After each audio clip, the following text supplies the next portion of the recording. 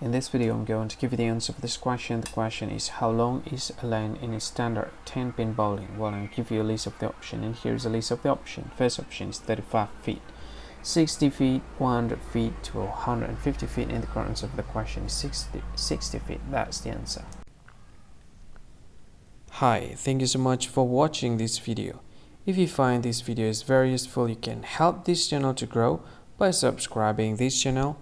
Please this subscribe button and don't forget to like this video. And if you find this video is not really good, or you don't really like this video, or you kind of feel that it's a little bit offensive or something like that, you can click this one, dislike button. You can do that anyway. And if you want to share this video with your friend, you can share it by clicking this share button, and you can share it to any social media that you wish that is currently available at this time, like Facebook, Twitter, LinkedIn, and many others, right?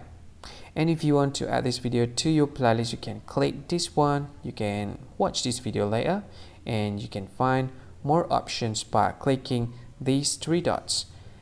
And yeah, don't forget to subscribe. I think that's all of it. Thank you so much for watching this video, and see you again in another video. Bye bye. See you again.